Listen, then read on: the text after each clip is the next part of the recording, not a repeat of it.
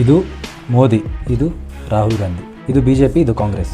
ಇವಾಗ ನಾವು ನೋಡೋಣ ನೆಕ್ಸ್ಟ್ ಎಲೆಕ್ಷನ್ನಲ್ಲಿ ಯಾರನ್ನ ಗೆಲ್ಲಿಸ್ಬೇಕು, ಯಾರನ್ನ ಗೆಲ್ಲಿಸಿದ್ರೆ ಏನು ಡಿಫ್ರೆನ್ಸ್ ಆಗುತ್ತೆ, ಏನು ಚೇಂಜ್ ಆಗಿಬಿಡುತ್ತೆ ಅಂತ ಎರಡು ಪಾರ್ಟಿದು ಆಡಿಟ್ ಮಾಡೋಣ. ಕರಪ್ಷನ್ BJPಲಿ ಇದೆಯಾ? ಇದೆ. ಕರಪ್ಷನ್ ಕಾಂಗ್ರೆಸ್ಸಲ್ಲಿದೆಯಾ? ಅಲ್ಲೂ ಇದೆ. ಕ್ರಿಮಿನಲ್ಸ್ BJPಲಿ ಇದ್ದಾರಾ? ಇದ್ದಾರೆ. ಕ್ರಿಮಿನಲ್ಸ್ ಕಾಂಗ್ರೆಸ್ಸಲ್ಲಿದ್ದಾರಾ? ಅಲ್ಲೂ ಇದ್ದಾರೆ. ಇಲ್ಲೂ ಪೇಪರ್ ಲೀಕ್ ಆಗುತ್ತೆ, ಅಲ್ಲೂ ಪೇಪರ್ ಲೀಕ್ ಆಗುತ್ತೆ. ಇದೆಲ್ಲ ಆಗಬಾರ್ದು ಅಂದರೆ ನಾವೊಂದು ಡಾರ್ಕ್ ರಿಯಾಲಿಟಿನ ಎಕ್ಸೆಪ್ಟ್ ಮಾಡ್ಕೋಬೇಕಾಗತ್ತೆ.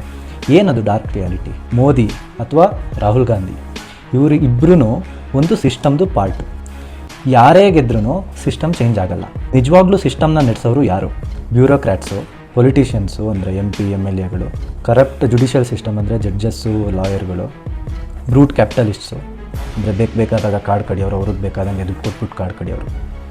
ಇಲ್ಲಿ ಯಾರೋ ಒಬ್ರು ಗೆದ್ದರೆ ಇವರೆಲ್ಲರೂ ಚೇಂಜ್ ಆಗಲ್ಲ. ನಾವು ಇವ್ರ ಬಗ್ಗೆ ಮಾತಾಡ್ತಾ ಹೋಗ್ತೀವಿ ಬಿಟ್ಟರೆ ಇದನ್ನ ಚೇಂಜ್ ಮಾಡಬೇಕು ಅಂತ ಯಾವತ್ತೂ ಮಾತಾಡಲ್ಲ. ಇದನ್ನೆಲ್ಲ ಇವರೆಲ್ಲ ಚೇಂಜ್ ಆಗಬೇಕು ಅಂದರೆ ನಾವೇನು ಮಾಡಬೇಕು? ಒಂದು ರಿಯಾಲಿಟಿನ ಅಕ್ಸೆಪ್ಟ್ ಮಾಡ್ಕೋಬೇಕು. ಇಲ್ಲೆಲ್ಲ ಕರಪ್ಷನ್ ನಡೀತಾ ಇದೆ, ಇವರೊಬ್ಬರಿಂದನೇ ನಡೀತಾ ಇರೋದೆಲ್ಲ ದೇಶ ಅಂತ. ಸೆಕೆಂಡ್ ಒಂದು, ರಿಯಲ್ ಇಶ್ಯೂಸ್ ಮೇಲೆ ನಾವು ಟಾರ್ಗೆಟ್ ಮಾಡಬೇಕಾಗುತ್ತೆ. ಯಾವುದೋ ರ್ಯಾಂಡಮ್ ಇಶ್ಯೂಸ್ ಬಗ್ಗೆ ಮಾತಾಡೋದಲ್ಲ, ರಿಯಲ್ ಇಶ್ಯೂಸ್ ಏನು ನಡೀತಿದೆಯೋ ಅದ್ರ ಬಗ್ಗೆ ಮಾತಾಡಬೇಕು. ಏನು ರಿಯಲ್ ಇಶ್ಯೂಸು? ಫಸ್ಟು ಸಿಸ್ಟಮ್ಮೇ ಚೇಂಜ್ ಆಗಬೇಕು. ಸಿಸ್ಟಮಲ್ಲಿ ಸಿಕ್ಕಾಪಟ್ಟೆ ಲೂಪ್ ಹೋಲ್ಸ್ ಇದ್ದಾವೆ. ಸಿಸ್ಟಮ್ ಅಂದರೆ ಅದರಲ್ಲಿ ನಾವು ಇನ್ಕ್ಲೂಡ್ ಆಗ್ತೀವಿ. ಫಾರ್ ಎಕ್ಸಾಂಪಲ್ ಯಾವ್ಯಾವ ಥರದ ಲೂಪ್ ಹೋಲ್ಸ್ ಇದ್ದಾವೆ ನಮ್ಮ ದೇಶದಲ್ಲಿ? ಒಬ್ಬ ಕ್ರಿಮಿನಲ್ ಆಗಿರೋನು ಪೊಲಿಟಿಷಿಯನ್ಸ್ ಯಾವಾಗಲೂ ಆಗ್ಬೋದು. ಅದೇ ನಾರ್ಮಲ್ ಪರ್ಸನ್ನು ಅಕಸ್ಮಾತ್ ಕ್ರಿಮಿನಲ್ ರೆಕಾರ್ಡ್ ಇದ್ದರೆ ಅವನಿಗೆ ಸರ್ಕಾರಿ ಜಾಬ್ಸ್ ಕೂಡ ಸಿಗಲ್ಲ, ಯಾವುದೇ ಥರ ಜಾಬೇ ಸಿಗಲ್ಲ. ಹೌದಾ? ಇದನ್ನು ಅರ್ಥ ಮಾಡಿಕೊಂಡು ನಾವು ಸಿಸ್ಟಮ್ನ ಚೇಂಜ್ ಮಾಡಬೇಕು. ಇವಾಗ ಆ ಸಿಸ್ಟಮ್ನ ಹೆಂಗೆ ಚೇಂಜ್ ಮಾಡೋದು ಅಂತ ಡಿಸ್ಕಸ್ ಮಾಡೋಣ. ಫಸ್ಟು ನಾವು ನಿನ್ನೆ ಡಿಸ್ಕಸ್ ಮಾಡ್ದಂಗೆ ಲೂಪ್ ಹೋಲ್ಸ್ನ ಫಿಕ್ಸ್ ಮಾಡಬೇಕು, ಮತ್ತು ಕರಪ್ಷನ್ ಸ್ಟಾಪ್ ಆಗಬೇಕು.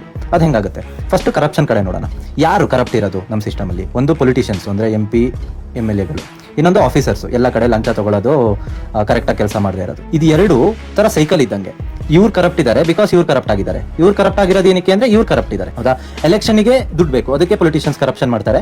ಅದರಿಂದ ಮತ್ತೆ ನೆಕ್ಸ್ಟ್ ಎಲೆಕ್ಷನ್ ಗೆಲ್ಲಬೇಕು ಅಂತ ದುಡ್ಡು ಇದು ಮಾಡ್ತಾರೆ. ಎಲೆಕ್ಷನ್ ಯಾರ ಕೈಲಿರೋದು? ಜನರ ಕೈಲಿರೋದು. ಅಂದರೆ ಇಲ್ಲಿ ಸೊಲ್ಯೂಷನ್ ಯಾರು ಚೇಂಜ್ ಆಗಬೇಕು? ಜನರು ಚೇಂಜ್ ಆಗಬೇಕು. ಇವಾಗ ಲೂಪ್ ಹೋಲ್ಸ್ನ ಫಿಕ್ಸ್ ಮಾಡೋ ಕಡೆ ಬರೋಣ. ಲೂಪ್ ಹೋಲ್ಸ್ನ ಫಿಕ್ಸ್ ಮಾಡಬೇಕು ಅಂದರೆ ಒಂದು ಕಾನ್ಸ್ಟಿಟ್ಯೂಷನಲ್ ಅಮೆಂಡ್ಮೆಂಟ್ಸ್ ಬೇಕು, ಮತ್ತೆ ಸ್ಟ್ರಿಕ್ಟರ್ ಲಾಸ್ ಬರಬೇಕು. ಇದೆಲ್ಲ ಬರಬೇಕು ಅಂದರೆ ಆನೆಸ್ಟ್ ಮತ್ತೆ ರೆಸ್ಪಾನ್ಸಿಬಲ್ ರೆಪ್ರೆಸೆಂಟೇಟಿವ್ಸ್ ಇರಬೇಕು. ಮತ್ತೆ ಆ ರೆಪ್ರೆಸೆಂಟೇಟಿವ್ಸ್ಗೆ ಕ್ವಶನ್ಸ್ ಕೇಳಬೇಕು.